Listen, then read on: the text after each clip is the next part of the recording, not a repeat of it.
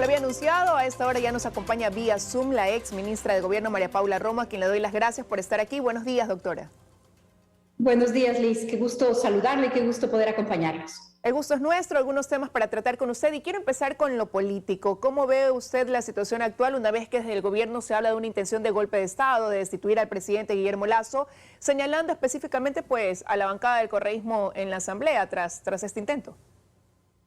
Sí, Liz, en realidad creo que desde el correísmo no hay sorpresas. En los últimos años hemos visto que tienen un objetivo político que está concentrado en su impunidad, en sus propios intereses y en desestabilizar al país a cualquier costo, que está muy desconectado de lo que pasa en el día a día de los ciudadanos. Pero creo que al mismo tiempo se han quedado solos, al menos por el momento, en esta iniciativa. La Asamblea no puede actuar de una manera tan desconectada con las urgencias que tiene el país, y las urgencias en los ciudadanos no son repetir las elecciones a menos de medio año de haber instalado un nuevo gobierno. Creo que las urgencias están en el trabajo y en la seguridad, y ojalá la Asamblea se enfoque en eso. Por ahora parece ser que en este intento desestabilizador el correísmo se ha quedado solo. ¿Pudiera pasar lo que señalaba el vicepresidente de la Asamblea minutos atrás en este espacio, que esta pudiera ser una oportunidad para que se conforme una nueva mayoría al interior de la Asamblea, cree usted?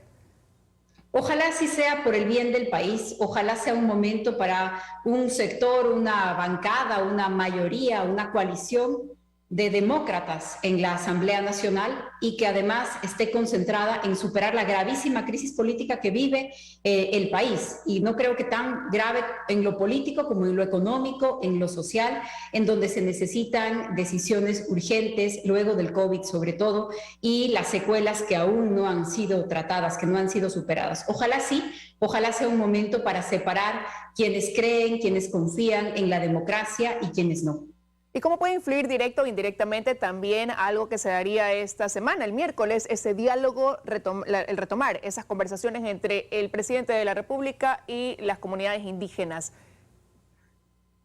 Bueno, la tónica en el país debería ser la del diálogo, ojalá la del diálogo sincero, la del diálogo que busque soluciones y no la del diálogo que obstruye o la del diálogo que solamente es una fachada mientras se paraliza el país o mientras se paralizan las actividades del día a día. Ojalá, de nuevo lo digo por el bien del país, ojalá así sea, pero creo que más allá de lo que sucede el día miércoles, la mayoría de los sectores del país, la mayoría de los sectores representados en la Asamblea y los que no se sienten representados por la Asamblea sí están de acuerdo en que el único camino es buscar opciones de recuperación económica y de enfrentar la violencia, que hoy es uno de los grandes problemas también. Creo que la mayoría del país está en esa tónica, más allá de lo que sucede en la Asamblea, más allá de lo que suceda en algunos actores políticos y sociales. Usted en su momento tuvo que enfrentar situaciones similares también. ¿Usted cree que realmente haya esa posición de deponer esas denominadas líneas rojas, de encontrar un punto de acuerdo que evite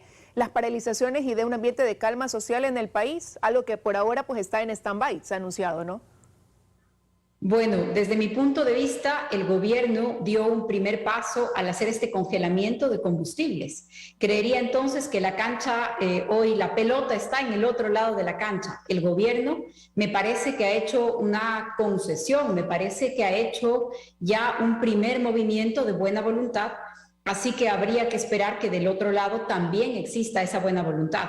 De todas maneras, si lo único que se quiere es caotizar, también lo podremos ver en pocos días si no hay esa voluntad de seguir buscando otros caminos. En otro tema también, doctora, la inseguridad, algo que se ha vuelto un tema prioritario en el país. Tenemos la delincuencia común, delincuencia organizada que rebasa los límites y donde hay un estado de excepción, pero la ciudadanía no percibe que hay un avance en temas de resultados en torno a ese tema, con lo que vemos diariamente. Desde el gobierno se ha dicho que ellos están enfrentando una situación heredada, que es el resultado de lo que se dejó de hacer o lo que se permitió en gobiernos anteriores. ¿Qué cree usted que pasó, que creció a este punto pues el delito? Hay un gravísimo deterioro en los temas de seguridad en el Ecuador y en la región. El Ecuador no es inmune a lo que está pasando en el resto de la región y en el mundo.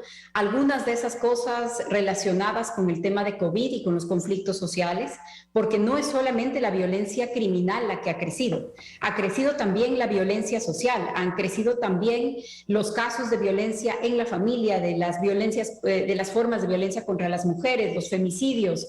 Vimos uno contra un adolescente hace muy pocos días en la provincia de Los Ríos. Es decir, hay un ambiente general de deterioro de la convivencia pacífica. En esa línea también hay una situación muy grave en el tema criminal. Hay, por supuesto, una situación que tiene que ver con el corredor del narcotráfico, que no es un asunto nuevo. Hay también que yo creo que se puede siempre hacer más, siempre se pueden tomar algunas medidas, siempre se pueden tomar ciertas decisiones y me parece que algunas de ellas ya se vienen tomando en los últimos años o al menos en el gobierno anterior. Desde mi punto de vista, no es lo mismo tener de ministro de Defensa al señor Ricardo Patiño que tener de ministro de Defensa al señor Osvaldo Jarrín. No es lo mismo expulsar o negar la ayuda del resto de la región que retomar las relaciones para la seguridad hemisférica, que es lo que se hizo en el gobierno anterior. Creo que se han dado algunos pasos, pero por supuesto no es suficiente.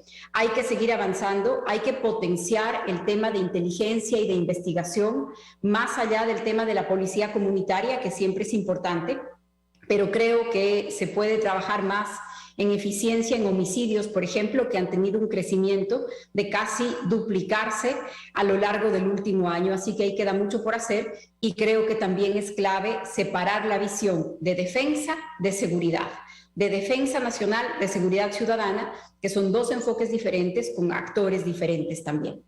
Pero hoy con algunas estrategias en común debido, como digo, al alto índice delincuencial y lo que está pasando en las calles del país.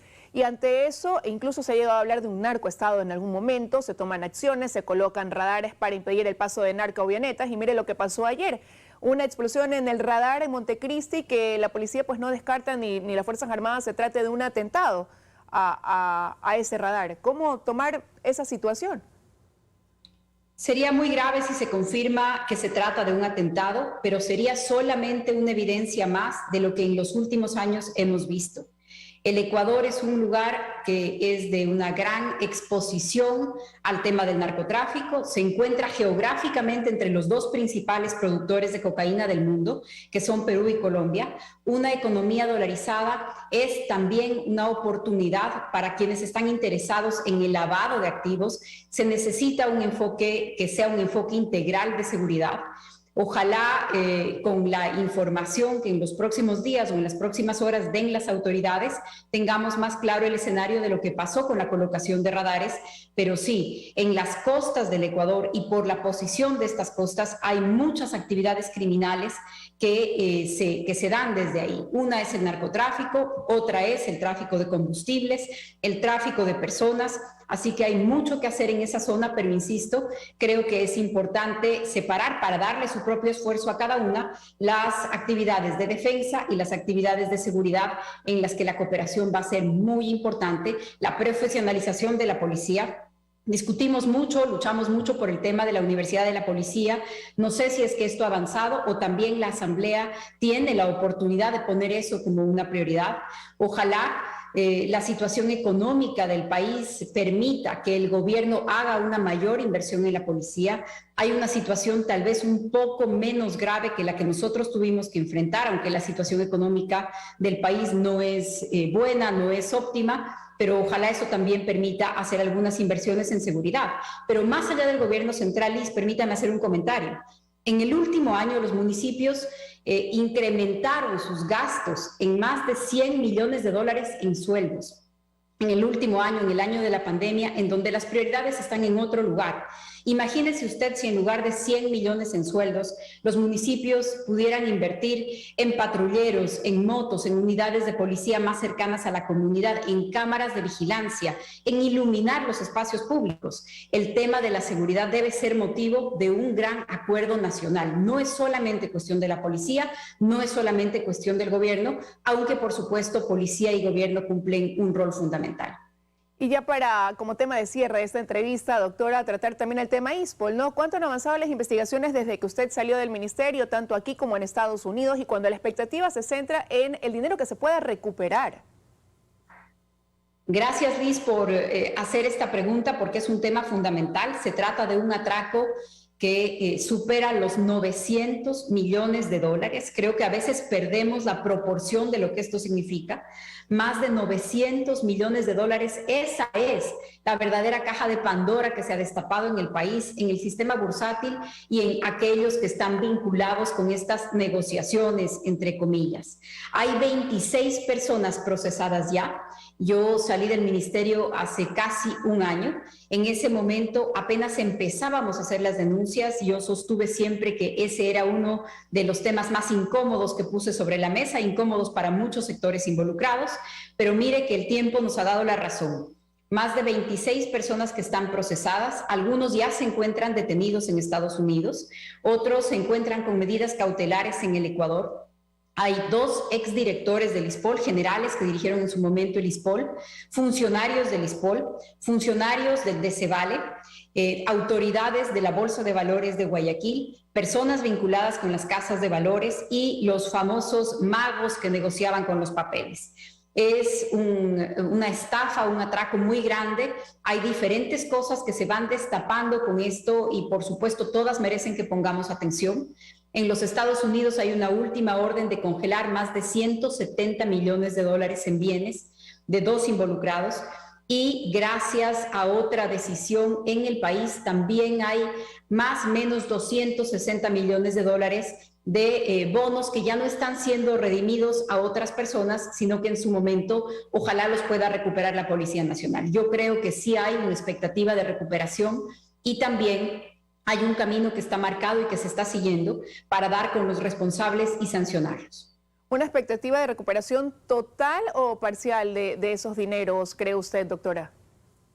Parcial, Liz, que va a ser mejor que cero, pero que de ninguna manera creo que se va a acercar a la gran cantidad de la que estamos hablando. Creo que todavía habrá que investigar lo que tiene que ver, por supuesto, con las operaciones grandes, que es lo que ha avanzado, con la falsificación de información sobre el portafolio del ISPOL, que también es lo que está avanzando. Hay un par de audiencias ya de preparatorias de juicio a fines de este mes en la ciudad de Guayaquil, eso está avanzando, pero todavía hay mucho que hacer en lo que tiene que ver con la emisión de facturas inorgánicas.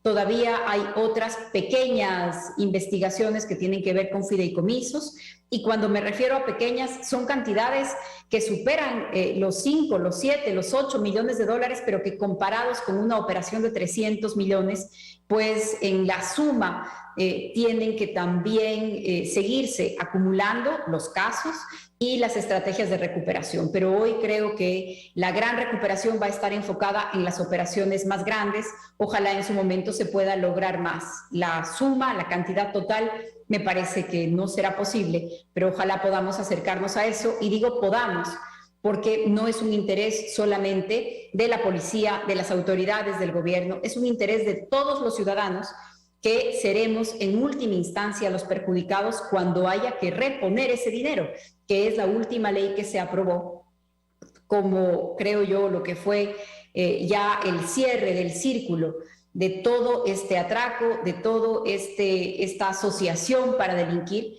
contra los fondos de la Policía Nacional. Más de 900 millones de dólares que no pueden quedar en la impunidad.